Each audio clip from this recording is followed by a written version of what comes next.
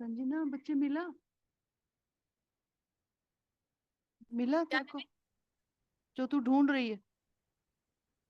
नहीं समझ आया दीदी, क्या कहा आपने? आप जो ढूंढ रहे हो वो मिला आपको? हाँ दीदी, नहीं मिली।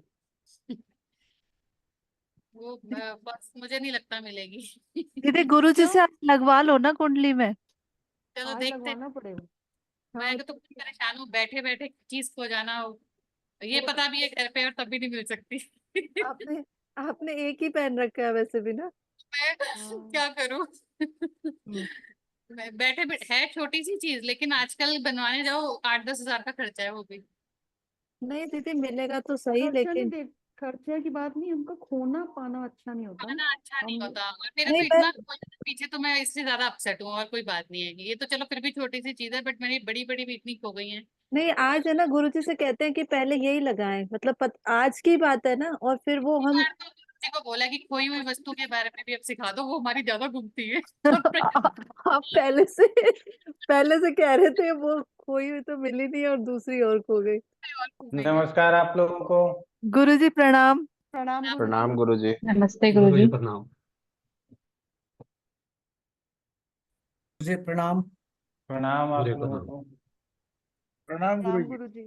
प्रणाम प्रणाम। तो आपका भी क्लास पिछले सप्ताह में पिछले पिछले दिन नहीं हुआ था ना? जी नहीं गुरु जी नहीं हुआ था। वो 4 तारीख पड़ गया था। हम्म। जो अच्छा। ट्यूसडे को होना था। जी जी हाँ जी, वो रिजल्ट जिस दिन था। उस दिन रिजल्ट था रिजल्ट। ना, इस वजह हाँ हाँ। से। मुझे तो हाँ लगा गुरु जी ने रिजल्ट की वजह से कर दिया। हाँ, किया उसी वजह से था, है ना? थोड़ा मूड तो कि खराब हुआ था सबका। हाँ, लोग बिल्कुल। आएंगे भी क्लास में कम, हम्म। और जो है सो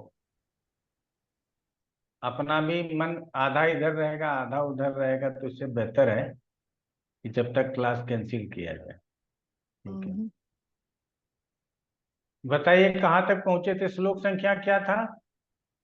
गुरु जी पहले एक समस्या का समाधान कर दीजिए संजीता दीदी का। फिर। क्या आ- समस्या है, आ- बोलो। अरे गुरु जी आज फिर उनका कुछ गोल्ड का खो गया तो आज ही लगा दो। तो हाथों हाथी कुछ हम भी सीख जाएंगे क्योंकि उनके साथ तो ये बहुत ज्यादा हो रहा है। ठीक है, तो हम ओम प्रकाश जी को ऑपरेट करते हैं, क्योंकि हमारा वाला सिद्धांत तो सीधा सीधा है, वो तो आप लोग समझ जाओगे। तो ओम प्रकाश जी, आवाज मिल रही है? सर नमस्ते सर, बिल्कुल। आप भैया पूछिए। आज आपका कोई योगदान नहीं रहा बीच में। हाँ, हाँ ठीक है। आप संजना से लीजिए, नंबर लीजिए। ठीक है संजना जी, आप ऐसा मान लीजिए कि आप आ गए हमारे पास और जी। शुरू कर रहे हैं काम। और गुरु हम्म। जी के निगरानी में हम लोग शुरू से प्रोसीजर करेंगे। अब हम्म। आप आ गए, आपसे प्रश्न है कि जी आप बैठिए, बताएं समस्या क्या है। समस्या मेरी ये है, भैया मेरा एक्चुअली डायमंड का टॉप्स था, उसके पीछे का जो पोली थी वो गिर गई। और बैठे बैठे ही गिरी है, सोफे पे ही मैं बैठी हुई थी, सोफे पे ही गिरी है, और उसके बाद वो मिली ही नहीं। वो ऐसा लग रहा है जैसे सोफा ही निकल गया। तो मुझे मिल जाएगी? यस। तो मतलब शॉर्टेस्ट पॉसिबल टाइम में, मतलब क्वेश्चन आपका ये है कि ये जो चीज खोया है ये मिल जाएगी हाँ, ये मिल जाएगी। या नहीं। यहाँ ध्यान देने की बात है कि ना तो आपने कोई टाइम फ्रेम दिया है ना कुछ दिया है, सिंपल आप ये कह रहे हैं कि मेरा जो खोया हुआ सामान था, जो यहाँ पर ज्वेलरी है, वो हाँ मिल जी। जाए या नहीं। तो हमें इतना ही पे ध्यान देना है, ये हाँ जी। क्वेश्चन पे। ठीक है। बाकी चीजें हमारे माइंड में है नहीं। सिंपल एक चीज है कि जहां तक का एक सामान खो गया जो ज्वेलरी है, क्या ये मिल जाएगा कभी भी, ये क्वेश्चन। अब इसको ठीक। जब आप प्रिसाइज कर लिए सब चीजों को, बहुत सारे तो आपने डायरेक्ट बोल दिया। जनरली इसमें काफी लंबा करना पड़ता है, ये हम्म। वो कंफ्यूज रहता है मुझे क्या चाहिए नहीं चाहिए, अंत में क्वेश्चन पे आप। तो हम्म। यहाँ तक हम लोग हो गए। अब है कि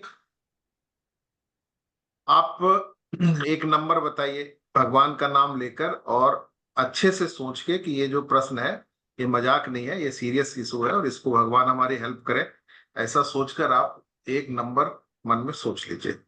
जो मैंने सुबह बताया था, जरूरी तो नहीं है कि मुझे वही बताना है। वो तो खत्म हो गया। खत्म हो अभी गया। क्लास के हिसाब से आप कोई भी नंबर कुछ भी सोच सकते हैं, कोई रेस्ट्रिक्शन नहीं है, 1 से 12 15 कुछ नहीं, जो मन करेगा आप सोचिए और ठीक एक है। नंबर पे रखिए। 7। 7, परफेक्ट। अब 7 हमने रखा और मैंने एज ए ज्योतिष, मुझे पता है कि सामने वाला नॉलेजेबल है और उसको पता है कि भाई क्या कौन सा लगन वगन चल रहा है, तो मैंने अपने मन में एक आर्बिट नंबर 256 रखा। आपसे प्रश्न पूछने के पहले 256 रखा और एक मल्टीप्लिकेशन में अपने मन में सोच लिया, 256 एंड मल्टीप्लिकेशन। अब जिनके पास पेपर पेन है वो ऐसा करें, 256 में मल्टीप्लाई करें जो इन्होंने बोला है, नंबर 7 बोला ना मैम, जी जी। मल्टीप्लाई कीजिए कितना आया और उसको 12 से डिवाइड कीजिए।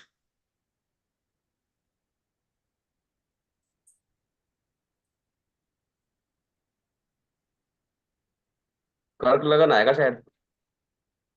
149.3 आया भैया। पॉइंट नहीं निकालना है, शेष निकालना, शेष कितना है। 256 into 7 करना है पहले हमने।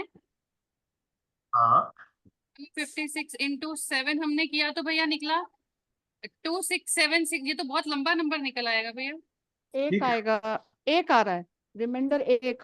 अच्छा एक आ रहा है। हाँ जी। तो कर कैसे हुआ, जब एक आया तो मेरा जो है उमेश, मेष लग्न आ गया। हाँ जी। एक नहीं आएगा, 4 ही आएगा।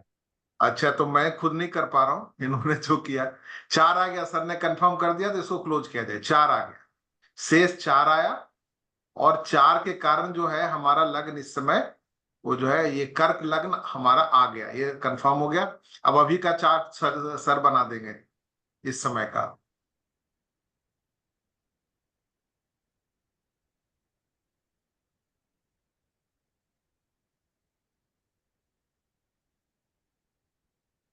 हम्म। इस समय बनाकर सर चार्ट और शेयर कर दीजिए। 1 मिनट 1 मिनट, थोड़ा सा चार्ट शेयर करने में समय लगेगा।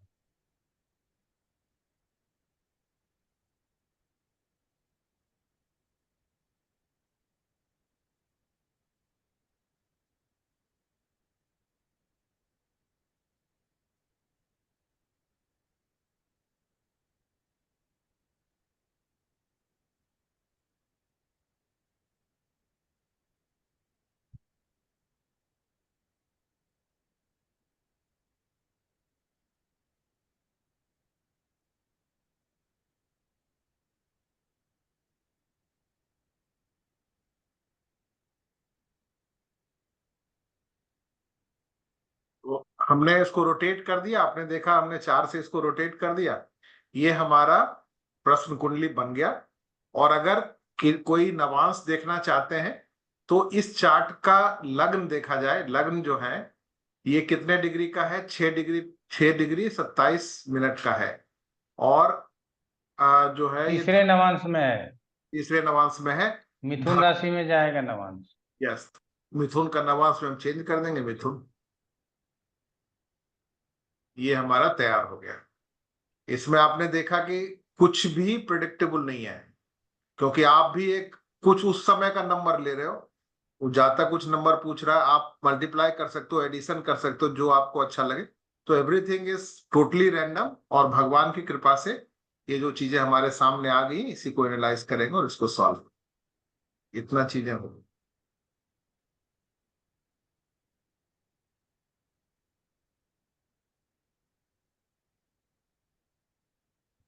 अब एनालिसिस पार्ट है, इसमें तो सब लोग को करना है। इसको किस तरह से हम देखें कि और इनका जो खोया हुआ चीज मिलता है कि नहीं मिलता है। इसका कोई प्रिसाइज रूल अगर सर बताएंगे तो है, अदरवाइज जो जनरल रूल है तो वो हम इसको लागू कर सकते हैं। जनरल रूल के हिसाब से हम ये देख रहे हैं कि पहले लग्न को देख लें, लग्न लग्नेश की क्या स्थिति है। पहला रूल तो यही कहता है कि लग्न जो है वो चर राशि का है और चर राशि के कारण स्थिति में जो चेंज है ये संभव है, पहला चीज ये कह रहा है। उसके बाद अब लग्न के ऊपर हम यहाँ से देखते हैं तो एक तो मंगल की दृष्टि लग्न के ऊपर पड़ रहा है जो बहुत अच्छी बात नहीं है, और लग्नेश की स्थिति जो चंद्रमा है यहाँ पे ये 12वें भाव में चला गया। तो लग्न और लग्नेश ये दोनों, और लग्न के ऊपर राहु की भी दृष्टि जा रहा है, तो ये थोड़ा सा जो है परेशानी क्रिएट करने वाली स्थिति बन रही है। लग्नेश का वहां चला जाना 12वें भाव में, और और लगन लग्नेश की स्थिति अच्छी नहीं है, ये एक बात बन गई। और जहां तक मुझे लगता है, इसको अगर ऐसे देखा जाए, और मैं ऐसा देखने की कोशिश करूंगा कि ये पैसे का मैटर है, कहीं ना कहीं इसके अंदर जो लॉस है हमारे लाइफ का, वो लॉस के कारण दिक्कत हो रही है। अगर हमारा गेन का भाव जागृत हो जाए इस समय, तो हमको वो चीज मिल सकता है, क्योंकि दैट इज डायरेक्ट मनी है। तो इस टर्म्स में अगर हम देखेंगे, तो हमारे पास ऑप्शन है कि हम जो है 11वें भाव को लेकर चले। लगन और 11वें भाव का संबंध अगर अच्छे से बनता है, या हम अल्टरनेटिवली सेकेंड हाउस को भी ले सकते हैं, जो ज्वेलरी को दिखाता है, धन को भी दिखाता है। तो हम सूर्य को भी मान सकते हैं एक जो कार्येश हो जाए, और लग्नेश तो चंद्रमा है ही, या 11th के लॉर्ड जो है वीनस है, ऐसा भी हम कह सकते हैं। तो अगर हम सेकेंड हाउस ज्वेलरी की बात करके चलें, तो कार्येश यहाँ पर जो है ये सूर्य को रखा जाए, और लग्नेश चंद्रमा है। चंद्रमा और सूर्य के बीच में कोई खास रिलेशनशिप बन नहीं रहा, दोनों आसपास में बैठे हुए हैं और द्वीप द्वादश की स्थिति बनाकर रखे हुए हैं। ये थोड़ा सा प्रॉब्लम का स्थिति बन रहा है। और ना कोई साल है, नहीं इसका कोई संबंध बन रहा है। तो जब संबंध इस साल नहीं है, तो स्थितियां थोड़ी डिफिकल्ट हो जा रही हैं। और लगन लग्नेश की स्थिति भी अच्छी नहीं है, उसको भी देखा जाए। इसके हिसाब से हम देखेंगे तो थोड़ा सा प्रॉब्लम है। और मंगल तो अच्छा, एक ही इसमें रे ऑफ होप लग रहा है कि 11th हाउस में बहुत सारे ग्रह बैठे हुए हैं। पता नहीं इसको देखना चाहिए कि नहीं देखना चाहिए, कि 11th हाउस में इतने सारे लाभ के भाव बने हुए, और सेकेंड लॉर्ड लाभेश जो है वो 11वें भाव में बने हुए हैं, वहां पर शुक्र के साथ भी हैं। तो शुक्र अपने भाव में भी 11वें में है, और द्वितीय दूसरे भाव से भी संबंध बना रहे हैं। इस हिसाब से तो ऐसा लगता है कि कुछ इसमें पॉजिटिव रिजल्ट होना चाहिए। लेकिन मैं इसी पे जाऊंगा कि चंद्रमा का बुरा स्थिति में चला जाना, अच्छी स्थिति में नहीं रहना, लगन का भी थोड़ा सा एफ्लिक्टेड होना, तो इस स्थिति में इनको मिलने में थोड़ी कठिनाई हो सकती है, ऐसा मुझे लगता है।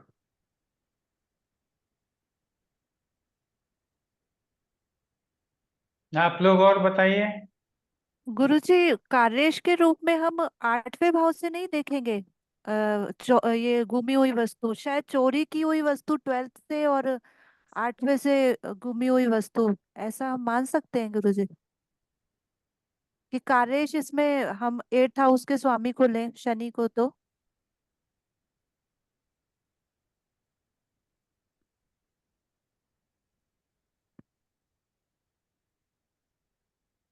देखो, जो नष्ट वस्तु है वो प्राप्त होना है,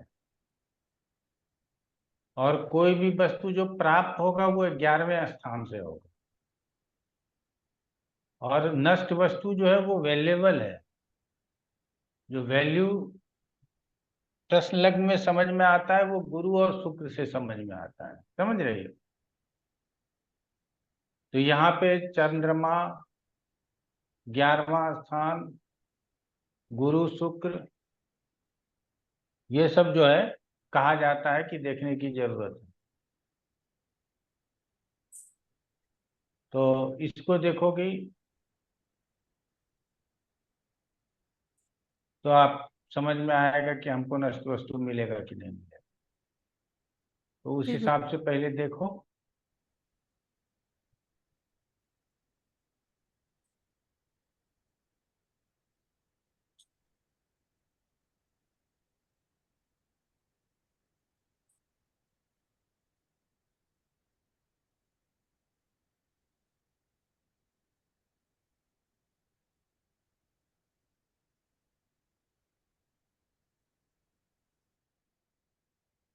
कोई भी वस्तु हो जो नष्ट हुआ, उसकी प्राप्ति लाभ स्थानी बताएगा। ये जो आप लोग नहीं जानते थे वो मैंने बता दिया। तो अब कार्येश के रूप में हम लग्नेश और लाभेश को देख सकते हैं।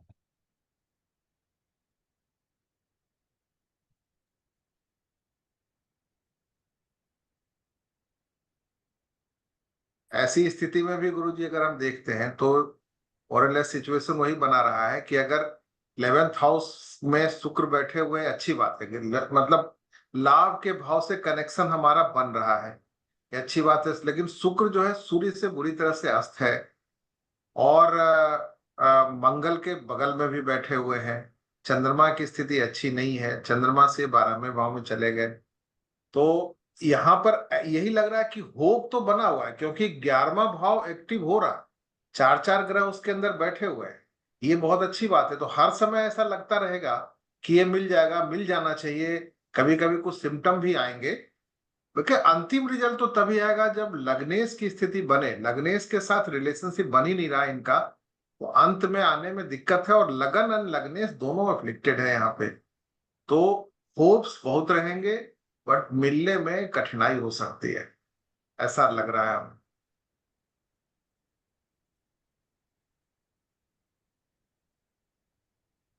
और कोई बोलिए, ओम प्रकाश जी ही बोलेंगे सिर्फ तो समझ में नहीं आएगा। सर यहाँ पे जो सप्तम भाव है उसको भी हम देखेंगे क्या, क्योंकि गुमा हुआ सामान जिस मतलब सप्तम स्थान और सप्तमेश को भी देखेंगे क्या? अभी बाद में देखिएगा, वो सब तो हम पढ़ाएंगे आगे। आज जितना देखना है, जो प्रश्न है उस पे इतना ही देखना है। एक्चुअली मेरे केस में कोई चोर नहीं है, ये भी मुझे पता है। इसीलिए तो हमने कहा नष्ट वस्तु, हम्म। चोरी की गई वस्तु मैंने थोड़ी कहा। तो सर और इसमें वो है भी घर में गुरुजी, जो इनका कहना है घर में, और जो हम लोगों ने दोपहर में कुंडली लगाई थी वो शेयर भी की है ग्रुप में। अगर ओम प्रकाश जी उसको देख लें तो वो उस समय का एग्जैक्ट टाइम का था कुंडली। उससे तो हम लोगों को लग रहा था कि मिल जानी चाहिए। गुरुजी मुझे तो लगता है अभी भी मिल जाना चाहिए, क्योंकि 11th हाउस बहुत ज्यादा एक्टिवेट है। बहुत एक्टिव है, हाँ। हाँ, क्योंकि आपने ये चीज हमें बताई हुई है कि जिस भाव में जितने ज्यादा ग्रह होते हैं वो भाव उतना ही ज्यादा स्ट्रांग हो जाता है। हालांकि इसमें भी दो नेगेटिव पॉइंट नजर आ रहे हैं। पहली बात है कि गुरु जो है उसकी मूल त्रिकोण राशि छठे में पड़ रही है, ये थोड़ी अच्छी बात नहीं है, लेकिन वो नवम का भी स्वामी है, तो चलो थोड़ा बैलेंस हो गया। और दूसरा, शुक्र जो है वो अपने ही घर में बैठा है, पर वो अस्त है। तो दोनों ही केस में, लेकिन अगर गुरुजी शुक्र का हम वो देखते हैं षड बल, तो षड बल में शुक्र की स्थिति तो अच्छी है। हालांकि गुरु बहुत कमजोर है, तो गुरु की स्थिति को हम अच्छा नहीं कहेंगे, लेकिन फिर भी हो सकता है कि बहुत कठिनाई के बाद वो मुश्किल से मिले, क्योंकि चंद्रमा यहाँ पे पीड़ित हो गया, लग्न भी पीड़ित हो गया, लग्न पर मंगल की भी दृष्टि हो गई, राहु की भी दृष्टि हो गई। तो यानी कि ये मानसिक रूप से पूरी तरह से परेशान करके हो सकता है कि चीज को मिले, लेकिन 11th हाउस जो एक्टिवेट है उस वजह से मिलना तो चाहिए गुरुजी, ऐसा लगता है। गुरुजी अगर मिलेगी भी तो जो ऑप्शन मेरे पास है घर में, जमीन पे तो कहीं भी नहीं गिरी, वो सोफे पे गिरी थी। अब सोफा पूरी तरफ से पैक्ड है, हमने उसको खड़ा करके भी देखा, पीछे से कपड़ा उतारा तो देखा वो अंदर से भी पैक्ड है। अब वो हमें किसी कारपेंटर को या सोफा वाले को बुलाना पड़ेगा, जब पूरा सोफा खुलेगा और उसके अंदर से निकलेगी तो वही बात है कि बहुत ज्यादा मेहनत करनी पड़ेगी अब हमें इसे ढूंढने के लिए। चंद्रमा द्वादश में गया हुआ है, इसका मतलब व्यर्थ की परेशानी और चिंता तो है ही है, और ये व्यर्थ का खर्चा और होगा उसको ढूंढने के लिए। मुझे यही नजर आ रहा है जो मैं अपनी सिचुएशन से आपको बता पा रही हूँ। सोफे आजकल वो मॉडर्नाइज वो सोफे हैं, वो पूरे पैक्ड होते हैं, उनको हाँ खुलवाने के लिए भी हाँ, स्पेशल लोग बुलाने पड़ेंगे जो उसको पूरा उसको डिमेंटल करेंगे। अगर उससे ज्यादा खर्चा तो उसको डिसमेंटल कराने में और फिर से ठीक कराने में लग जाएगा। जी गुरुजी, ये प्रॉब्लम और भी ज्यादा है। कोई बात नहीं, और लोग देखना चाहेंगे तो देखें, ना तो मैं अपना रीडिंग दूं और बाद में क्लास स्टार्ट करूं। गुरुजी आप दीजिए अपनी रीडिंग। कुमार प्रवीण जी बताइए। गुरु जी प्रणाम। गुरु जी प्रणाम। मैं इसमें इतना कहना चाह रहा था कि जैसे धातु है तो धातु ग्रह नहीं देखे, मंगल और शनि, शनि भी पीड़ित है, मंगल थोड़ा ठीक लगे, चंद्रमा भी पीड़ित है, तो दोनों धातु ग्रह तो पीड़ित हो गए जो रिस्पॉन्सिबल होते हैं। और शुक्र क्योंकि ज्यादा महंगा नहीं है, तो शुक्र की जगह गुरु को देखेंगे तो गुरु सस्टेज है। और राहु की नहीं, तो आभूषण और सौंदर्य प्रसाधन ये सब आपको शुक्र से ही देखना है। जी गुरु। समझ गए ना? और जैसे ये धातु ग्रह ये धातु दो धातु ये दोनों के अंतर्गत आ जाता है, आभूषण और सौंदर्य प्रसाधन दोनों के अंतर्गत आ जाता है। और धातु धातु से कोई कनेक्ट नहीं करेंगे गुरुजी इसको? कनेक्ट धातु ग्रह कर से? लेंगे, अभी इतना करने का जरूरत नहीं। ठीक है, थैंक यू। इसमें मुझे यही और ऐड करना था कि इसी के पक्ष में कि क्यों इनको नहीं मिल सकता है, इसमें जैसे वही है कि शनि गुरु का जो कॉम्बिनेशन बन रहा है ना शुक्र के साथ, तो जैसा मैम ने कहा कि गुरु भी उतना ज्यादा इफेक्टिव नहीं हो पा रहा है, क्योंकि मूल त्रिकोण बस ये षष्ठेश हो गया है। और छठे भाव का जो दूसरा अदरवाइज कारक है बुध, ये भी वहीं पर इनको कंजंक्शन दे रहा है, तो गुरु बुध की स्थिति अच्छी नहीं है। और सूर्य जो है नेचुरल परेशानी देने वाला कारक है, तो ये तीनों मिला के भी शुक्र को बहुत उठा नहीं रहे हैं, तो बहुत सारा स्ट्रगल, बहुत सारी परेशानी। और छठे भाव तो फिर गुम होना और चोरी होना भी दिखाता है, तो ये सब के कारण भी लॉसेस होने की संभावना, बहुत मेहनत बहुत परिश्रम होगा, छठे भाव का इन्वॉल्वमेंट हो गया। और देखिए बुध यहाँ पर कहीं ना कहीं 12वें भाव से भी कनेक्टेड है, द्वादशेश भी है, तो षष्ठेश द्वादशेश के साथ कॉम्बिनेशन बन रहा है, तो इसमें भी थोड़ी परेशानी ही दिखा रहा है। बट ये होप जैसा मैंने कहा 11वें भाव में बना हुआ है, और दूसरी तरफ गुरु जो है ये कहीं ना कहीं भाग्येश भी है, तो कई बार मिलते मिलते रह जाए, ऐसी भी स्थिति बन सकती है। अंत में मिलने की संभावना थोड़ी कम दिख रही है, फिर यही कहूंगा। चलिए अब मैं आप लोगों को, जी रवि कुमार जी बोलिए। सर नवांश में चंद्रमा जो कि लग्नेश है, राहु केतु के एक्सिस में है और सप्तम भाव में है, तो ये भी कोई अच्छा सूचक नहीं है मिलने के पॉइंट ऑफ व्यू से। बिल्कुल। लग्न देखें, लग्न में चर राशि है, मिल सकता है, मन में ये भाव आएगा, लेकिन वो चर राशि जो है वो पृष्ठोदयी है, और लग्नेश का जो स्थिति है वो द्वादश में। लग्नेश के साथ साथ हम चंद्रमा को भी बोलेंगे, वो प्रश्न का बीज होता है, वो भी द्वादश में। यहां से तो निगेटिव आंसर आ गया। अब दूसरा होता है गुरु और शुक्र बलवान हो, तो बलवान है, एकादश स्थान बलवान हो, बलवान है, लेकिन एकादश स्थान पाप कर्तरी में है, और शुक्र रश्मि रहित अस्त हो जाता है, और गुरु षड्बल में कमजोर हो जाता है। तो एकादश स्थान बहुत बलवान होने पर भी शुक्र का अस्त होना और गुरु का कमजोर होना बताता है कि सामान नहीं मिलेगा, ठीक है ना। तो अब एक ज्योतिषाचार्य क्या कह सकता है, तो चूंकि एकादश बलवान है, यही एक संकेत आपको पॉजिटिव है, बाकी और कुछ नहीं है। एकादश में जितने भी ग्रह होंगे वो सब उसको बलवान ही बनाएंगे, और शुक्र यहाँ बलवान दिखाई देता, षड्बल में कमजोर नहीं है, ठीक है ना।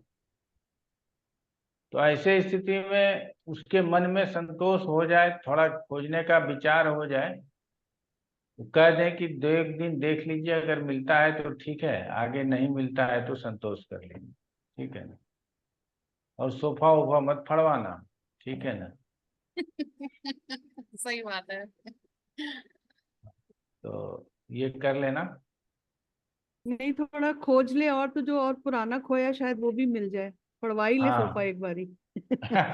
गुरुजी बताइए, बहुत ज्यादा खो गया है इसका, अच्छा, काफी टाइम से लगातार खोता जा रहा है, तो तो थोड़ी एक दुखी बार थी आज बहुत। इस बार ठीक है, जितना खोया वो आपके लिए तो नुकसान है ना। हाँ या ना संजीना? हाँ, जरूर है गुरुजी, बहुत ज्यादा नुकसान हुआ है। हाँ, तो एक नोजपिन छोटा सा खरीद लो, 500-1000 रुपए का आ जाएगा। हम्म, अब तो महंगा हो गया, अब तो 75,000 सोना हो गया, तो पता नहीं 500-1000 में आएगा कि नहीं आएगा, लेकिन फिर भी छोटा सा खरीदोगी तो आ जाएगा। हम्म, उसको किसी मंदिर में जा करके ना ब्राह्मण को दान कर दो, ठीक है गुरुजी। तो जितना सोना खोया है ना हम्म, वो सब दान के श्रेणी में चला जाएगा। ठीक है गुरुजी। तो स्वर्ण दान का तुमको लाभ मिलेगा, और आगे फिर सोना खोना नहीं चाहिए। ठीक है। तो ये टोना टोटका नहीं है, ये कहा जाता है यदि सोना खो जाए तो सोना दान कर दीजिए, कम ही कीजिए, सोना दान कर दीजिए, जो खोया वो भी दान के श्रेणी में चला जाएगा, ठीक है ना। तो स्वर्ण दान का फल आपको प्राप्त हो जाएगा। ठीक है। तो ये कर लीजिए। बताइए ब्रह्मदत्त जी क्या प्रश्न है? ब्रह्मदत्त जी वीडियो भी। हाँ जी गुरु जी प्रणाम। प्रणाम। अच्छा गुरु जी, इस कुंडली को हम काल पुरुष की कुंडली के हिसाब से भी देख सकते हैं? क्या देखना चाहते हैं आप काल पुरुष की कुंडली के हिसाब से? जैसे मेष राशि आ गई है दशम में, दशम भाव में, तो उससे बेय स्थान देख लें, या फिर ऐसा कर लें 11th से 11th देख लें, वो भाग्य स्थान आ गया, वो पाप कत्री में आ गया, तो क्या इस तरीके से भी देखा जा सकता है गुरु जी? नहीं, इस तरह से नहीं देखा जा सकता। ठीक ठीक है गुरु जी, ठीक। हाँ, तो आगे पिछले क्लास में हम लोगों ने क्या क्या सीखा था, अब ये बात हो जाए। सर श्लोक श्लोक नंबर श्लोक 71 तक। सर तक हुआ है गुरुजी, 71 तक। हाँ, वो तो ठीक है, लेकिन हमने सीखा क्या? सर वो गुरुजी हम सॉरी बोलिए भैया। प्लीज बोलो। गुरुजी आपने वो मृत्यु का बताया था कि अगर कोई घर से चला जाता है या कोई रोगी है या व्याधि से हुआ है या एक्सीडेंट से हुआ है, तो उसमें हम क्या क्या पॉइंट देखेंगे कि वो जीवित है या मृत्यु को प्राप्त कर गया है। दूसरा टॉपिक हमने पढ़ा था कि अगर जॉब का देखना है कि मालिक वही रहेगा या चेंज हो जाएगा या आजीवन वही रहेंगे, तो आपने उसके कॉम्बिनेशंस हम लोगों को बताए थे बेसिकली। तो कॉम्बिनेशंस नहीं बताओगे तुम? बता देते हैं गुरुजी। तो गुरुजी आपने मृत्यु का तो पहले बताया था कि लग्नेश यदि चतुर्थ स्थान में हो और चंद्रमा के साथ इत्तिसाल बनाता हो तो हम उसको मृत्यु का कहेंगे। और दूसरा आपने ये बताया था कि यदि लग्नेश D12 में सिंह राशि में चला जाए सूर्य के उसमें, तो भी हम मृत्यु का उसको बता सकते हैं कि रोगी नहीं बचेगा। और बेसिकली गुरुजी जितने भी सूत्र थे उसमें ज्यादातर लग्नेश और अष्टमेश का किसी न किसी तरह से संबंध बन रहा था। अगर लग्ने भले वो युति से बने, दृष्टि से बने, या स्थिति से, या जो चार तरह के संबंध के साथ साथ इत्तिसाल से भी संबंध बनता है, तो भी हम उसको यही कहेंगे कि रोगी नहीं बचेगा। भले ही ये संबंध 4th स्थान में बने, केंद्र स्थान में बने, भले ही ये संबंध 11th स्थान में बने। अगर मान लो लग्नेश 11th स्थान में है और उसका और अष्टमेश के साथ उसका कोई इत्तिसाल बन रहा है और वो पाप प्रभावों से युक्त है, तब भी हम ये कहेंगे कि रोगी नहीं बचेगा। आपने ये भी बताया था कि लग्नेश जो है, लग्नेश और चंद्रमा, अब सपोज करो लग्नेश और चंद्रमा भले ही वो सूर्य ही क्यों ना हो, बाकी लग्नों में तो ये चीज अप्लाई होगी ही होगी। लग्नेश और चंद्रमा यदि सप्तमेश के साथ इत्तिसाल बनाते हैं और सप्तमेश जो है वो छठे स्थान में चला जाता है, तो भी रोगी की मृत्यु बतानी चाहिए। और आपने ये चीज हमें और बताई थी कि यदि चर लग्न आता है तो जो रोगी होगा वो क्षण क्षण दुखी होगा और कभी कभी सुखी होगा। जैसे उसको हॉस्पिटल में जाके कुछ टाइम ऐसा लगेगा कि उसको रिलैक्स हो गया, लेकिन कुछ टाइम बाद उसकी स्थिति वापस बिगड़ने लगेगी। और वही अगर द्विस्वभाव लग्न होगा, तो जैसे हार्ट के लिए हम गए, कुछ टेस्ट हुए और हार्ट की जगह पता चला कि डायबिटीज हो गई या थायराइड हो गया, यानी कि एक और बीमारी वो हो गई। और अगर स्थिर लग्न है तो वही बीमारी चलती रहेगी। आपने ये भी बताया था गुरुजी कि अगर लग्नेश का यदि चंद्रमा के साथ चंद्रमा का क्या था गुरुजी एक था, एक सेकेंड। हाँ गुरुजी, चंद्रमा का किसी वक्री ग्रह के साथ इत्तिसाल यदि बनता है तो रोग स्थिर रहता है। और यदि शनिश्चर के साथ चंद्रमा का इत्तिसाल बनता है तो उसको यूरिन संबंधी प्रॉब्लम, जैसे यूरिन का रुक जाना, जिससे किडनी संबंधी रोग की संभावना होती है, ऐसा आपने बताया था। और आपने एक पॉइंट हमें ये भी बताया था कि लग्नेश का अष्टमेश का लग्न में आना और लग्नेश का अष्टम में आना, लेकिन साथ साथ चंद्रमा भी अष्टम में आ गया, यानी कि जो पोषण देने वाला है और वो दोनों का अष्टम में आना एक तरीके से रोगी की मृत्यु बताता है। और आपने एक और मेन पॉइंट बताया था कि सूर्य जो है वो जीवन देता है और चंद्रमा जो है वो पोषण देता है। यदि जब हमने प्रश्न किया है उस समय यदि 2-3 दिन या 4 दिन में सूर्य और चंद्रमा यदि अच्छे प्रभाव में है तो हम ये कह सकते हैं कि रोगी जो है वो फिट होके घर चला जाएगा जल्दी।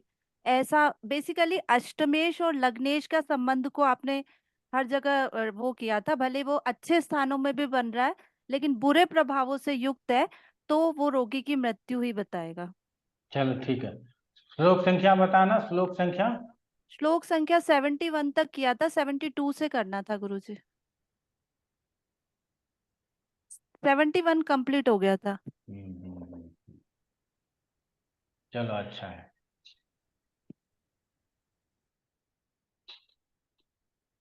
कि लग्न का स्वामी बकरी हो, तीसरे और 9वें स्थान में स्थित ग्रह से इत्तेसाल करता हो तो प्रश्नकर्ता का अन्य स्वामी होगा, वो नौकरी बदल लेगा। ठीक है ना।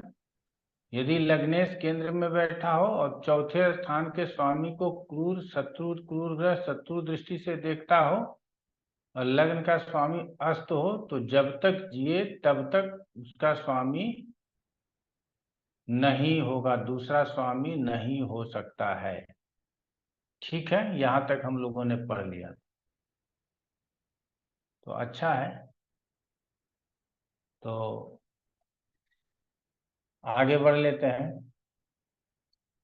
कहते हैं अय मिशो भद्रो में पृक्षायान लग्न पश्य कम बुले स्वामी स एव भव्यो द्विने सस्य च शुभो अन्येषः ग्रह भूमि स्थानानां लग्न प्रश्ने पूर्वोक्त एव विधि सम्यग् विचार्यं वाच्यं शुभम शुभम पृच्छत स्वधिया।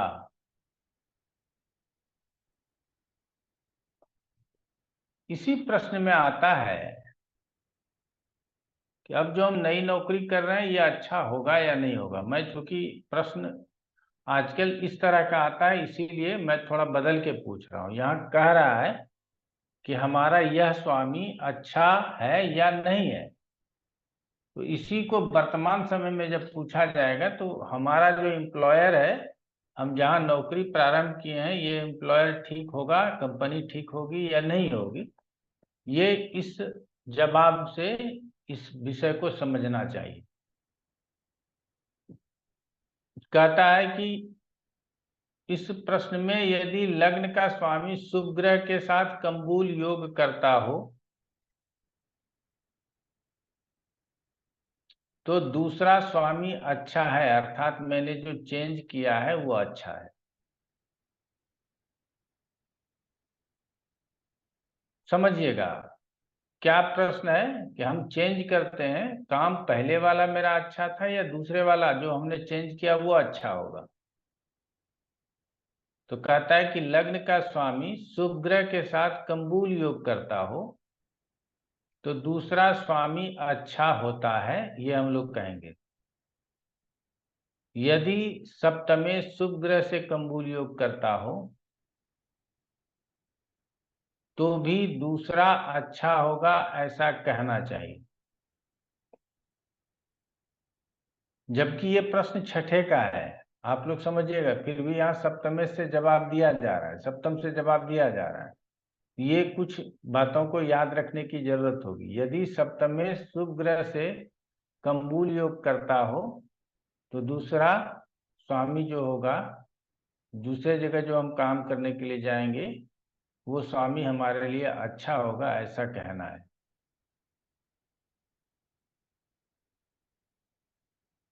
तो ये तो हो गया हमारा एम्प्लॉयर कैसा होगा, अगली कंपनी कैसी होगी, इस संबंध में हम लोगों ने देख लिया।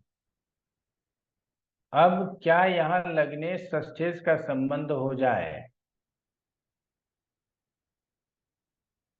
तो इससे हम क्या उसके स्वामी की चर्चा कर सकते हैं, या स्वामी की चर्चा के लिए इसने सप्तम स्थान को क्यों लिया?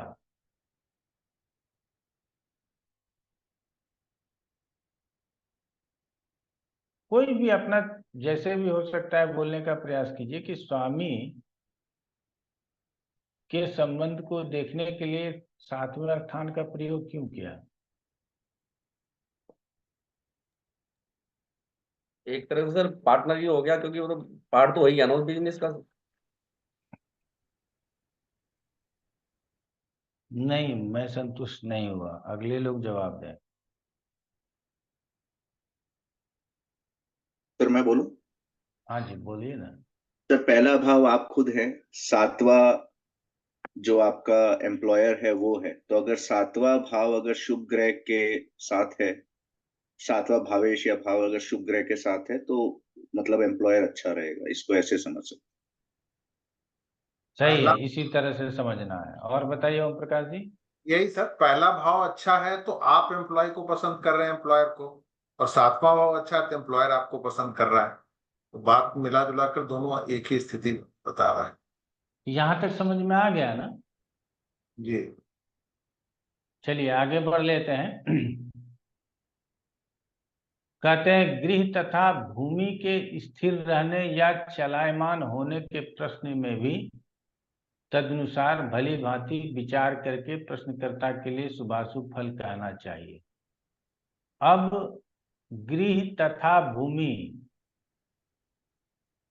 घर या जमीन जायदाद के स्थिर रहने अर्थात बिकेगा या नहीं बिकेगा, चलायमान होना मतलब बिकेगा, ये प्रश्न में भी तदनुसार जैसा अभी हम लोगों ने वर्णन किया उसके अनुसार भली भांति विचार करके प्रश्नकर्ता के लिए शुभाशुभ फल कहना चाहिए।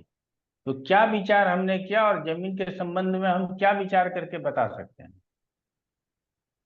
बताइए। मैं बोलूं? हाँ हाँ।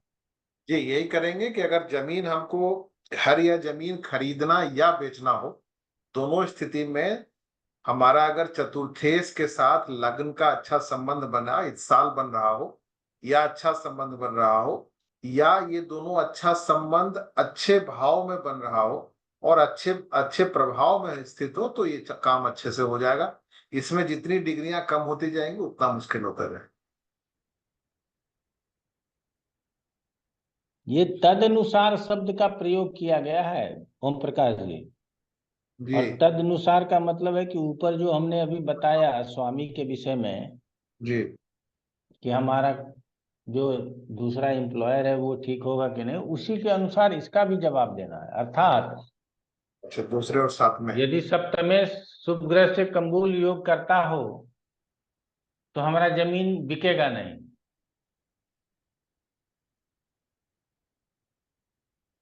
अच्छा, बिकेगा या नहीं। हमारा जमीन बिक जाएगा। दो प्रश्न है। तदनुसार का मतलब यह है कि ऊपर जो बताया है ना उसी के अनुसार दूसरा प्रश्नों का भी उत्तर देना है।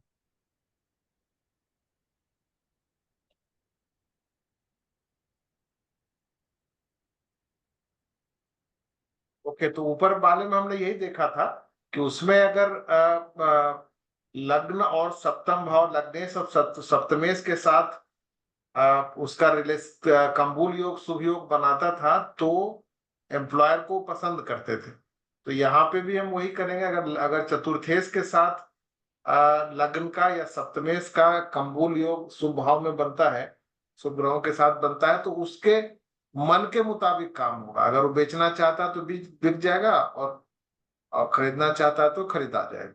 उल्टा नहीं हो, जैसा वो सोच रहा है उसके विपरीत नहीं हो। और कोई बोलना चाहेंगे?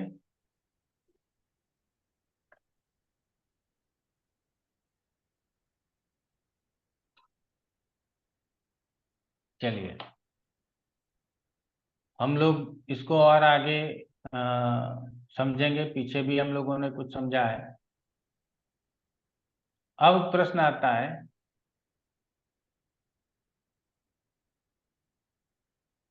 छठे स्थान से ही संबंधित है।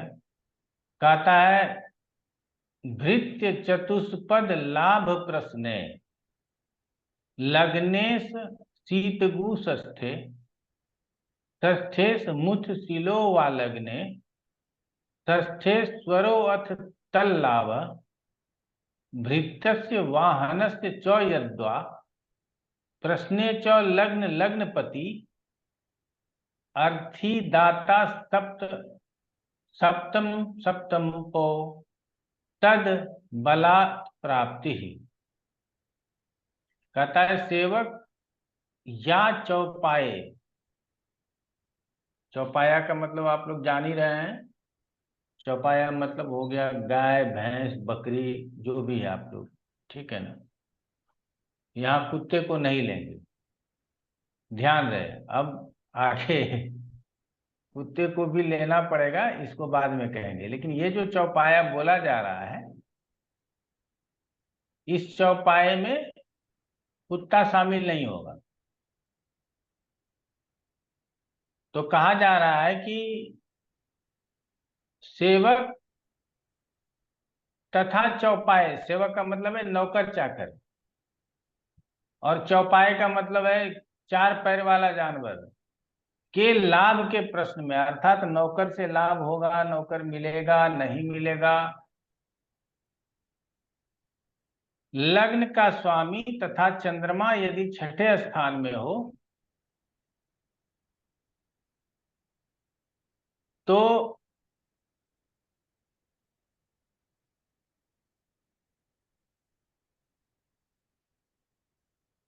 लग्न का स्वामी तथा चंद्रमा छठे स्थान में हो, अथवा छठे के स्वामी से इत्तिसाल करता हो, या छठा स्थान का स्वामी लग्न में हो तो लाभ होगा, ऐसा कहना चाहिए। क्लियर हो गया? ये सारे रूल लगा देंगे। आप लोगों ने समझा क्या कहा मैंने? जी बताइए क्या सारे रूल, कौन सा रूल के बात हम कर रहे थे? अभी हम जो छठे भाव से रिलेटेड बात कर रहे थे, जिसके अंदर पेट्स भी आ रहे हैं और चौपाया चीज भी आ रहा है। तो इसमें हम ये करें कि इससे लाभ प्राप्ति करने के लिए, या अगर इससे हमको जो शुभ चीजें हमको देखनी है, अगर उसकी बात कर रहे हैं, तो लग्नेश और षष्ठेश के बीच में अच्छा संबंध बनना चाहिए। ये कम्बूल योग भी हो सकता है, अच्छा वाला इत्साल भी हो सकता है। ये सारी चीजें अगर हो रही हैं और लग्नेश छठे भाव में चला गया, षष्ठेश लग्न में चला आया, ये दोनों मिलके किसी शुभ प्रभाव में चले गए, दोनों एक साथ कहीं केंद्र त्रिकोण में बैठ गए, अर्थात किसी अच्छे संबंध बनते हैं। और अगर अच्छे भाव में बनते हैं इंक्लूडिंग इत्साल, तो ये जो काम है हमारा, ये चौपाया से संबंधित या इस समय के हिसाब से गाड़ी के संबंधित जो भी काम है, ये सफल होने की संभावना हमारी बन जाएगी। और जैसे हमने पहले लगाया कि लग्न अच्छी स्थिति में होने चाहिए, लग्नेश अच्छी स्थिति में होना चाहिए, और जो है ये चर राशि होना चाहिए, ये सारी जो है शीर्षोदय राशि होनी चाहिए। तो जो बेसिक्स हमारा है वो सही हो, और उसके एबव, ओवर एंड एबव है, ये दोनों के बीच में अच्छा कॉम्बिनेशन अच्छे जगह पे बनता है, तो ये काम उतनी तेजी से हो सकता है। और चंद्रमा का अगर योगदान हो जाए, चंद्रमा भी इसमें शामिल हो जाए, तो तुरंत काम हो जाए, ऐसा हम सोच पा रहे हैं। बिल्कुल।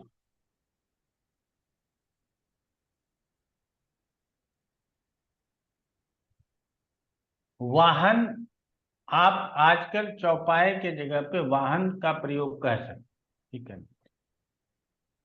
आप कहेंगे कि गुरुजी ये कुत्ते का तो प्रश्न रोज आएगा, गाय बैल बकरी का तो प्रश्न आएगा ही नहीं, तो हम कुत्ते के प्रश्न का जवाब कैसे देंगे?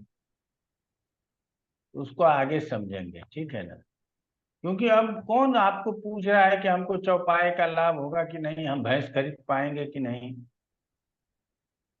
पहले पैसा जोड़ता था, मैं ग्रामीण परिवेश में रहा हूँ, पैसा जोड़ता था, खेती से कितना पैसा आया, कितना पैसा आया। अब उसके घर में बक्सा, बक्सा मतलब आप लोग कितना समझते हैं पता है कि, जिसको आजकल ट्रॉली व्रॉली बोलते हैं, उस समय वो चदरे का बक्सा हुआ करता था, ज्यादा चलता था, ठीक है ना। और दहेज में भी वो बक्सा मिला करता था, ठीक है ना, उसमें कपड़े लत्ते डाल के वो बक्सा मिला करता था। आप लोगों में से कई लोगों को मालूम होगा, याद होगा, देखे होंगे। तो गरीब के घर में वो बक्सा भी नहीं होता था, तो वो जो पैसा होता था तो अपने जो जिसका खेत करता है या जिसके ऊपर विश्वास है उसको दे देता था कि मेरा ये 20 रुपया रख लीजिए, 50 रुपया रख लीजिए, 100 रुपया रख लीजिए, क्योंकि मेरे घर में बक्सा है नहीं और इधर उधर रखेंगे खो जाएगा, और तो इसीलिए इसको रख ली। उसके बाद उसका जब वो पैसा जमा होता था, आज मैं अपने आंखों से देख रहा हूं कि जो जानवर 5 से 1000 में मिलता था, आज वो जानवर 50,000 में नहीं मिल रहा है। ठीक है ना? उसका दाम लाख रुपया से ऊपर हो गया, जो उस समय 5,000 में मिल जाता। अगर वो 3-4 हजार जमा कर लिया तो फिर वो जिस पंडित जी के पास या जिस अपने मालिक के पास वो पैसा जमा करता था, तो उसका हाथ गोड़ जोड़ना शुरू करता था, 1,000 रुपये दे दीजिए, हाट चले जाएंगे, वहां से माल मवेशी खरीद के ले आएंगे। ठीक है ना? और कभी कभी क्योंकि बाय प्रोफेशन हमारे घर में जो हमारे ताऊ जी थे वो थोड़ा ज्योतिष का काम करते थे तो वो यजुर्वेदाचार्य, पांडित्य का काम ज्यादा था, लेकिन ज्योतिष भी कर लेते थे। तो उनसे लोग पूछने के लिए चला जाता था, तो मजाक में कहते थे कितना जोड़ लिए हो पैसा, बता दो तो बता दें जाओगे कि नहीं जाओगे। ठीक है ना? तो वो तो अलग चीज है, लेकिन यहाँ लग्न के साथ छठे का भृत्य मतलब नौकर चाकर होता है, और चौपाया मतलब चौपाया है जिससे आपको लाभ होगा। आप बकरी खरीद के लाएंगे, वो 3 बच्चे देगा, 6 महीने में, 1 साल में 6-8 बच्चे दे देगा। ठीक है ना? उसको बड़ा करेंगे, उसको बेचेंगे, आपको लाभ होगा। गाय आएगा, दूध दुहेंगे, खाएंगे पिएंगे, लाभ होगा। बैल आएगा, खेत में हल चलाएगा, गाड़ी में जोता जाएगा, लाभ होगा। तो आजकल बैल का प्रचलन समाप्त हो गया, तो भैंस आएगा, कई तरह के। राजस्थान में ऊंट खरीदने की बात हो सकती है, लेकिन कुत्ता किसी रूप में उपयोगी नहीं है, इस रूप में आर्थिक रूप में उपयोगी नहीं है। और यहाँ जो प्रश्न किया जा रहा है वो आर्थिक रूप में उपयोगी जानवर, इसीलिए कुत्ते को यहाँ से नहीं लेना है।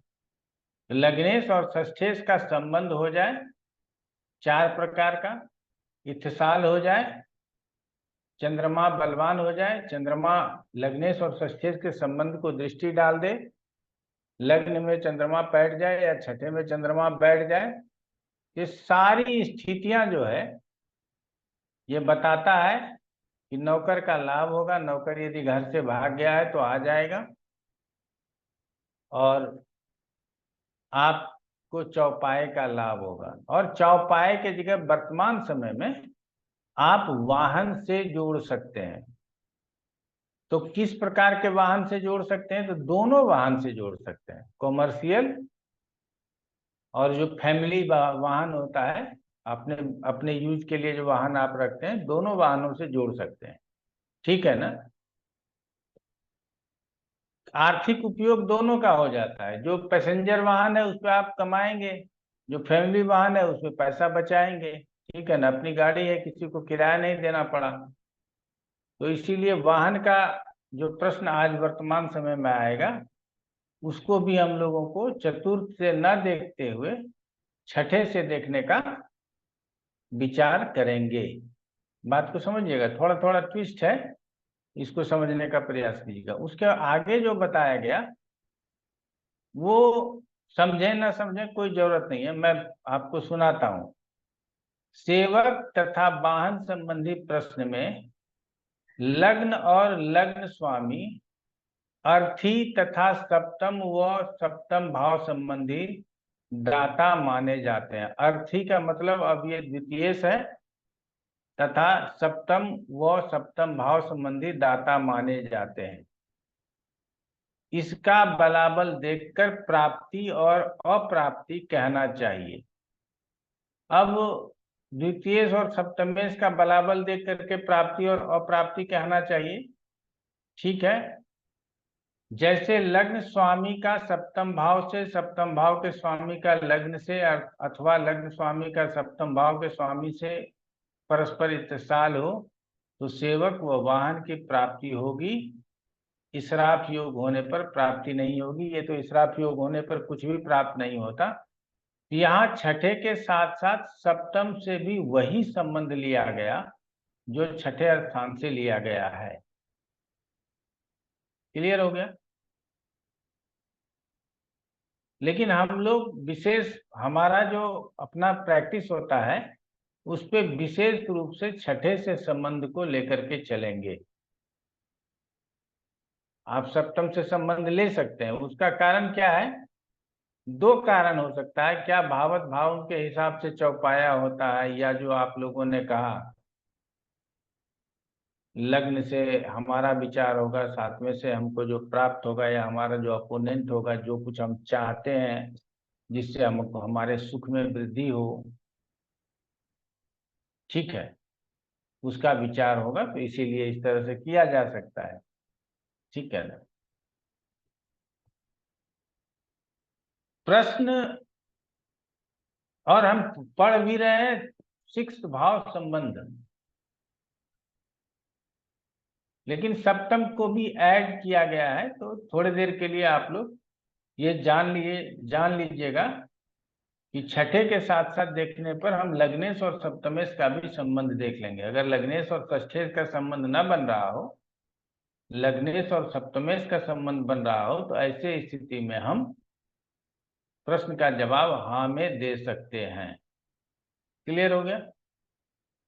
चलिए आगे बढ़ लेते हैं।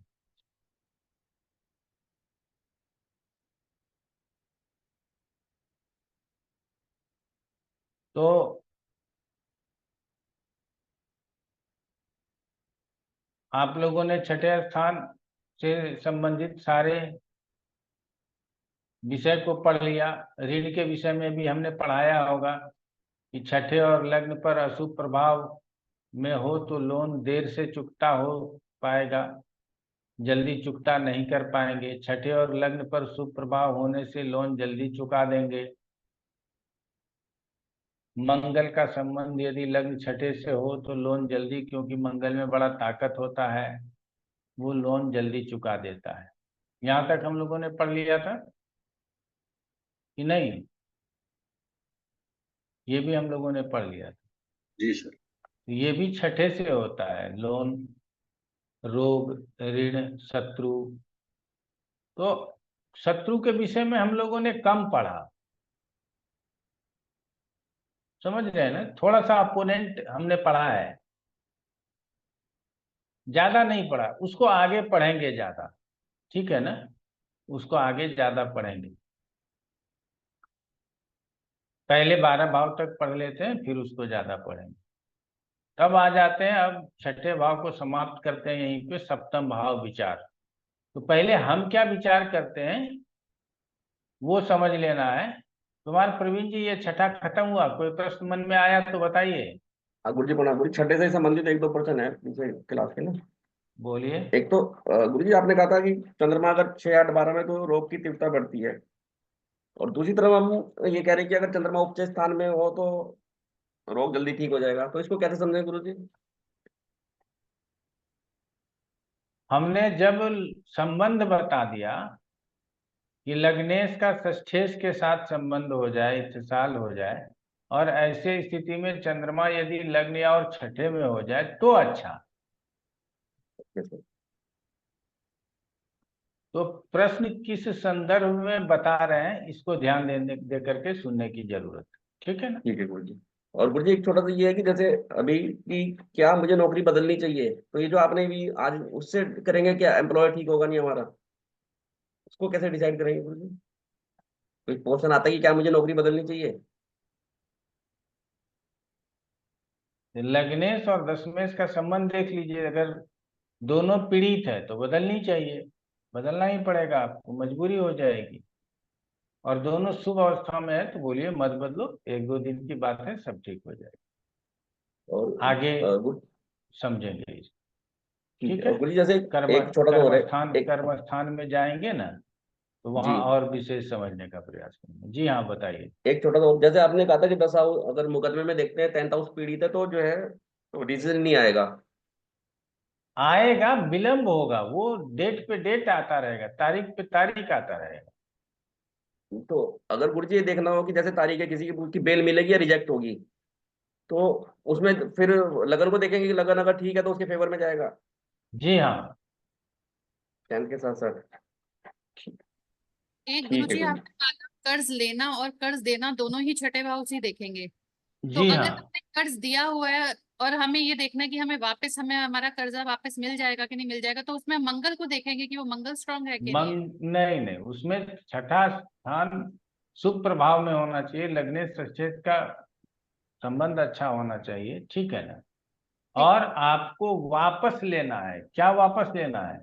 अपना ही पैसा वापस लेना जो हमने दिया अपना हुआ। वापस लेना है तो धन वापस लेना है ना। जी। इसको हम सेकेंड हाउस से भी सॉल्व कर सकते हैं। अच्छा। बात समझिएगा। तो इसीलिए कहा जाता है कि ये ओपन रखना चाहिए, एकदम दिमाग खुला रखिए। नवरत्न तेल लगा के ठंडा ठंडा कूल कूल, जरा सा भी ऊपर नीचे नहीं होना चाहिए, ठीक है ना। तो ज्यादा अच्छा रहेगा। गुरु जी जो चंद्रमा और शनि का आपने बताया था कि उससे रोग हो सकता है किडनी, तो किडनी मतलब चंद्रमा जल का कारक इस वजह से कुछ और रीजन है गुरु जी? न जल कारक है, इसी वजह से। Thank you. अब तो मेडिकल में आप लोग आएंगे तो वहां पढ़ेंगे, ठीक है ना। एक दो दिन में आप लोगों को सूचना मिल जाएगा, या मिल गया पता नहीं हमको। इस पे यूट्यूब पे तो डाल दिया था मैंने मेडिकल के लिए। चलिए आगे बढ़ते हैं। तो सप्तम भाव में सबसे पहले तो विवाह संबंधी प्रश्न ही होगा। और हम आप लोगों को बताते हैं, कुछ पढ़ाएंगे कुछ नहीं पढ़ाएंगे, अपने से पढ़ लीजिएगा।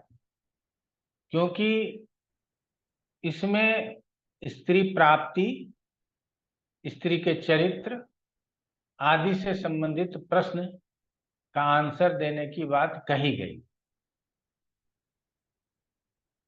और उस पर बहुत ज्यादा जोर दिया गया है। तो कई लोग बड़े चाव से पढ़ते पढ़ाते हैं, लेकिन हमारे लिए ये विषय अन्य जो चैप्टर को देखने के बाद, जब चैप्टर में ये आता है कि जहाँ स्त्रियों के लिए हीन भावना आती है, तो वहां हमको ये पसंद नहीं आता है, ठीक है ना। इसीलिए कुछ विषय पढ़ाएंगे, हो सकता है कुछ विषय ना पढ़ाएं, आप लोगों को पढ़ने के लिए छोड़ दें, तो वो ज्यादा अच्छा हो। तो जब विवाह से संबंधित प्रश्नों को हल करेंगे, तो सप्तम भाव और लग्नेश के संबंधों को समझेंगे, और प्रश्न लग्न के लिए आप लोग बात को समझिएगा। प्रश्न लग्न के लिए सूर्य को पति का और शुक्र को पत्नी का कारक के रूप में समझना और देखना होगा। हम नॉर्मल पत्रिका में गुरु से पति देखते हैं, लेकिन यहां बताया गया है कि सूर्य को पति और शुक्र को पत्नी के लिए विचार करना चाहिए। तो शुक्र पत्नी तो वहां भी देखते हैं, तो यहाँ एक ही अंतर आया है कि शुक्र से पत्नी, लेकिन पति सूर्य से देखना है। तो सबसे पहले जो हम लोग स्थापित नियम को फॉलो करते हैं, लग्नेश सप्तमेश का संबंध हो, वो पराश्री संबंध जो 4 प्रकार के बताए जाते हैं, उस संबंध के ऊपर चंद्रमा का प्रभाव हो, या चंद्रमा अच्छे स्थिति में पत्रिका में बैठा हो, पूर्ण चंद्र एकादश स्थान में हो, लग्न में हो, ये सब अच्छा माना गया।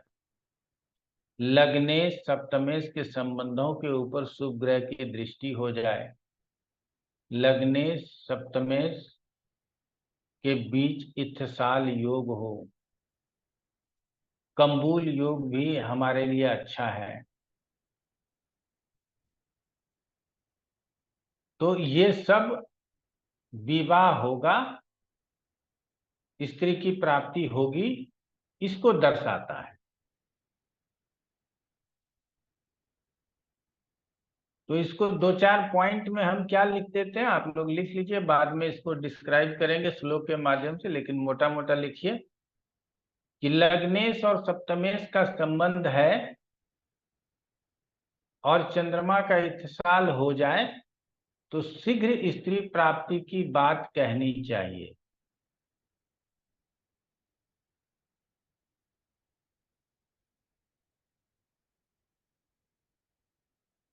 लग्नेश शीघ्रगामी और सप्तमेश मंदगामी ग्रह हो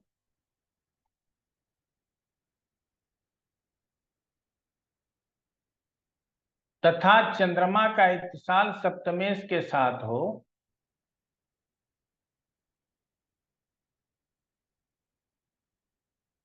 अर्थात दोनों शीघ्रगामी ग्रह लग्नेश और चंद्रमा का इत्तिसाल सप्तमेश के साथ हो जाता है,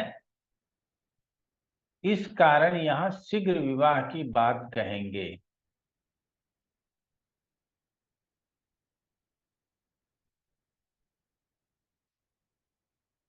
लग्नेश मंदगामी ग्रह हो, सप्तमेश शीघ्रगामी ग्रह हो,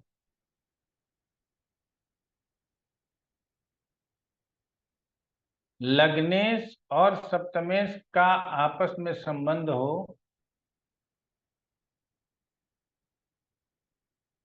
यहाँ चंद्रमा का इत्तिसाल सप्तमेश के साथ हो जाए तो विवाह की तो बात करेंगे, लेकिन विलंब से विवाह की बात करेंगे, क्योंकि लग्नेश स्वयं मंदगामी है।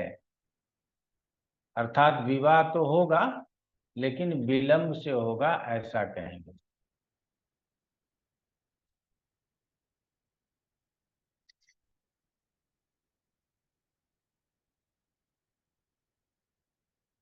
एक निर्णय बड़ा स्पष्ट दिया गया है, लेकिन उसके पहले आप लोगों को अन्य बातों को भी ध्यान में रख लेना होगा। तो पहले जो निर्णय बताया गया है वो बता देते हैं।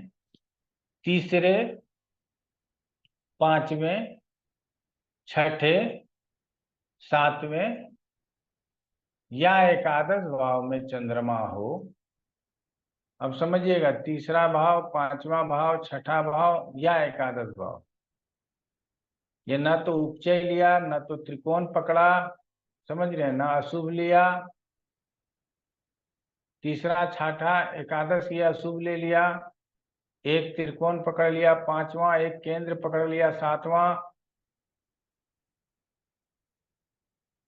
तो तीसरे, छठे, 11वें तथा पांचवें और सातवें भाव में चंद्रमा हो और शुभ दृष्ट हो जाए तो शीघ्र विवाह की बात करनी चाहिए। अब ये भाई तीसरा, सातवां और 11वां क्यों लिया गया, ये बता दीजिए।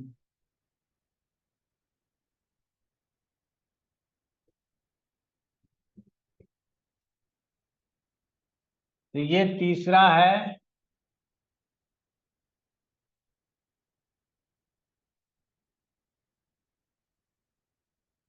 ये सातवां है और ये 11वां है। ये तो त्रिकोण है, त्रिकोण तो शादी की बात बता सकता है। ये पांचवा है, शादी होगी नहीं होगी वो इससे पता चलता है और इसका लाभ स्थान है।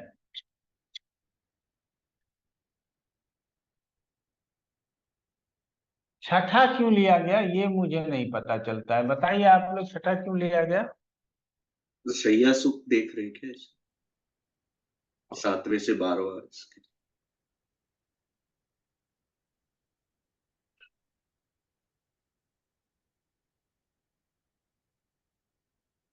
हाँ, बाकी नहीं समझ में आ रहा है, हमको नहीं समझ में आ रहा है। आप लोग और कुछ बोलिए, अगर मेरा दिमाग दौड़ गया तो दौड़ गया। सैया तो 12वें से देखते हैं, लेकिन वो लग्न से 12वां होता है, सप्तम से 12वें से सैया सुख की बात नहीं होनी चाहिए। ठीक है। छठे से छठे में चंद्रमा बलवान होता है। यदि ये चंद्रमा क्षीण है तो 3 स्थान क्षीण चंद्र के लिए लिया गया है, तीसरा, छठा और 11वां। ठीक है।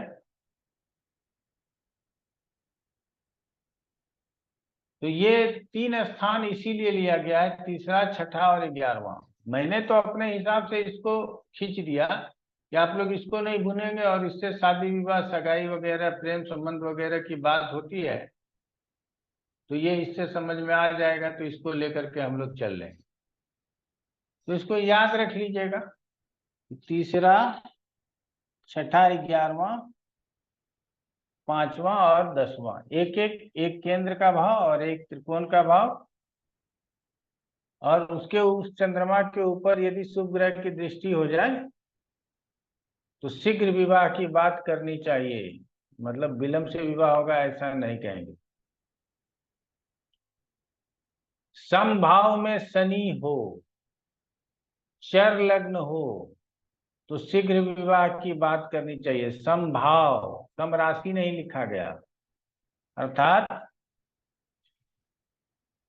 ये हो गया समभाव, दूसरा, चौथा, छठा, 8वां, 10वां, 12वां, इसमें ये शनि हो, और लग्न चर हो, यहाँ पे 1, 4, 7 और 10 हो, तो शीघ्र विवाह की बात करनी चाहिए। काफी हो गया, इससे ज्यादा जानने की जरूरत नहीं है। बाकी आप लोग संबंध वगैरह जानते ही हैं, उस संबंधों से हम लोग आगे बढ़ के कह सकते हैं।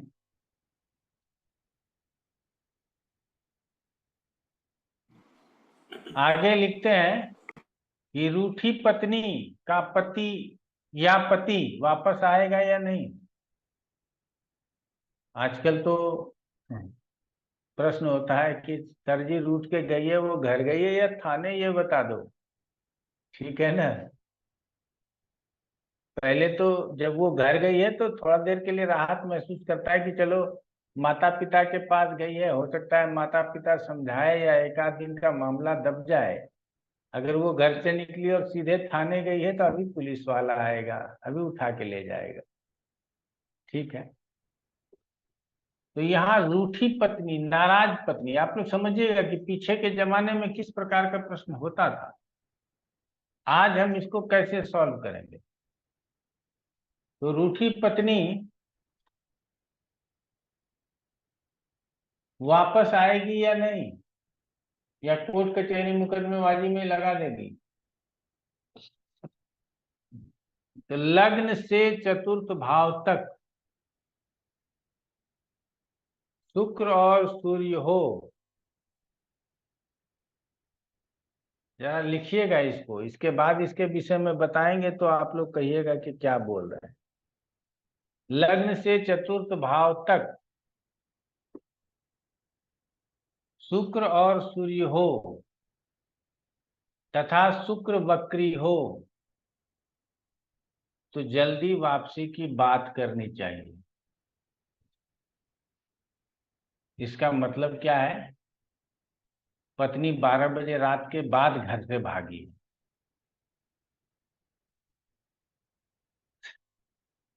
सूर्य और शुक्र साथ चलने वाला है, और लग्न से चतुर्थ तक हो तो 12 बजे रात के बाद की बात हो गई ना।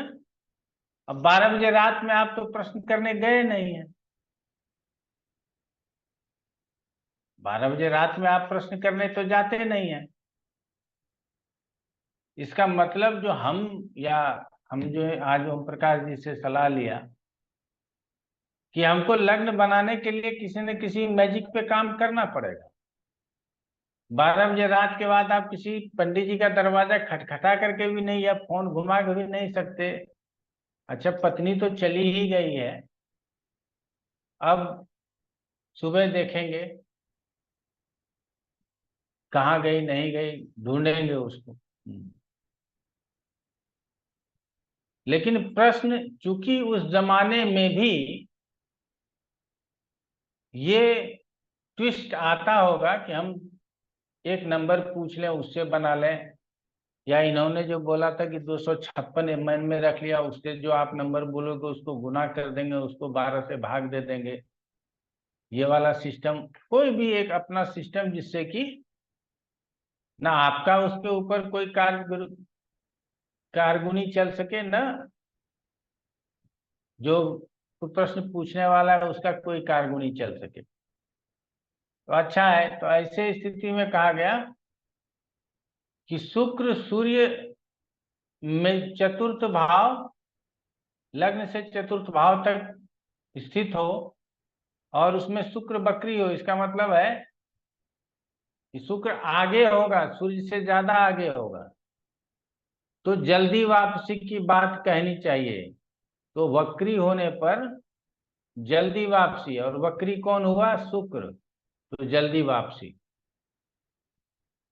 शुक्र अस्त हो तो वापसी की बात नहीं कहनी चाहिए, लेकिन यदि शुक्र जल्दी उदय होने वाला हो, अभी प्रश्न पूछा है और 1-2 घंटे में शुक्र उदय हो जाएगा, या कल शुक्र उदय हो जाएगा, तो भी हम कह सकते हैं कि 1-2 दिन में पत्नी चली आएगी। शुक्र यदि जल्दी से अस्त होने वाला हो तो भी वापसी की बात नहीं कहेंगे। आज शुक्र अस्त हो जाएगा तो वो चली गई तो चलेगी, अब मनाते रहो आप।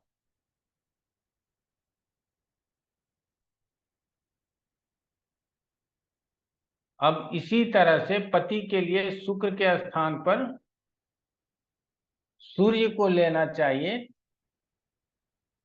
कहीं कहीं गुरु भी लिया जाता है, ऐसा नहीं है कि गुरु को छोड़ दिया जाता है, गुरु को भी लिया जाता है, तो गुरु भी ले सकते हैं। तो वो यदि अस्त हो जाए, बकरी हो जाए, बकरी हो जाए तो तुरंत वापस, अस्त हो जाए तो गया, नहीं आएगा। ठीक है। लग्न में चर राशि हो, लग्न पर शुभ ग्रहों का प्रभाव हो तो परिवर्तन संभव है, यानी वापसी संभव है।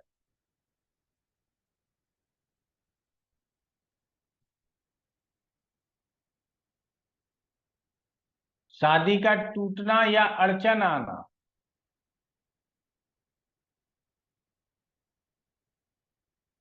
तो कमजोर ग्रह, नष्ट बलि ग्रह, पीड़ित ग्रह सप्तमेश के साथ संबंध बना रहा हो तो शादी टूटने की बात होनी चाहिए। यदि अष्टमेश या पाप ग्रह सप्तम में स्थित हो तो किसी स्त्री जातक के कारण विवाह टूटने की बात कहनी चाहिए।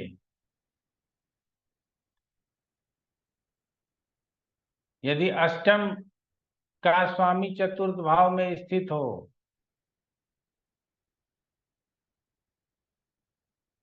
तो पिता के कारण शादी नहीं होगी, ऐसा कहना चाहिए। ये क्यों लिखा है पता नहीं मुझे।